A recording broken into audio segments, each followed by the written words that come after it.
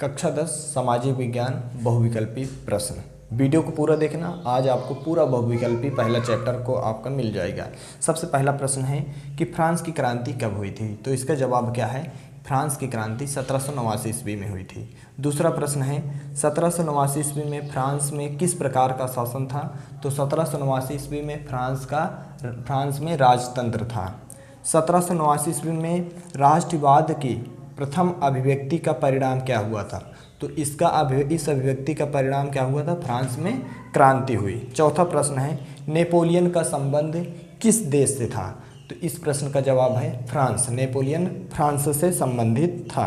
राष्ट्रवाद का प्रारंभ किस देश से हुआ, राष्ट्रवाद का प्रारंभ फ्रांस से हुआ। अगला प्रश्न है उदारवाद से क्या तात्पर्य है, प्रश्न है उदारवाद से क्या तात्पर्य है, तो इसका जवाब क्या होगा, व्यक्ति को स्वतंत्रता तथा कानून के समक्ष समानता, यानी व्यक्ति को स्वतंत्रता मिले तथा कानून में उसका बराबरी का अधिकार हो। ठीक। अगला प्रश्न है नेपोलियन की पराजय कब हुई थी, तो नेपोलियन की पराजय हुई थी 1815 ईस्वी में। अगला प्रश्न है वियना की संधि कब हुई थी, नेपोलियन की पराजय भी 1815 में हुई थी। और जो अगला प्रश्न है कि वियना संधि कब हुई थी, तो इसका जवाब भी क्या है कि 1815 ईस्वी में इसकी वियना संधि भी हुई थी। ठीक है। 1848 ईस्वी की फ्रांसीसी राज्य क्रांति के फलस्वरूप क्या हुआ, तो इस क्रांति के फलस्वरूप हुआ कि गणतंत्र की स्थापना हुई, यानी देश क्या हो गया, गणतंत्र हो गया। ऑटो वन बिस्मार्क का संबंध किस देश से था, ऑटो वन बिस्मार्क का संबंध जर्मनी से था, याद रखिएगा।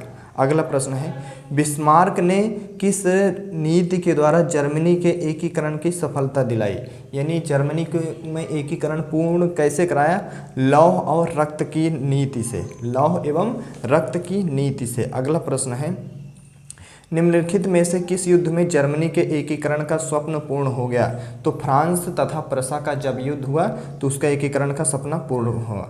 जर्मनी के एकीकरण में मुख्य भूमिका किसकी थी, जर्मनी के एकीकरण में सबसे बड़ी भूमिका थी ऑटो वन बिस्मार्क की। ठीक है। निम्नलिखित में से 1871 में जर्मनी का प्रथम सम्राट, यानी जर्मनी का पहला सम्राट कौन था, तो याद रखना विलियम प्रथम जर्मनी का पहला सम्राट था। तो कौन सा केंद्रीय शक्तियों में सम्मिलित नहीं था, यानी कौन सा देश ऐसा है जो केंद्रीय शक्तियों में सम्मिलित नहीं है, जर्मनी, याद रखना जर्मनी केंद्रीय शक्तियों में सम्मिलित नहीं।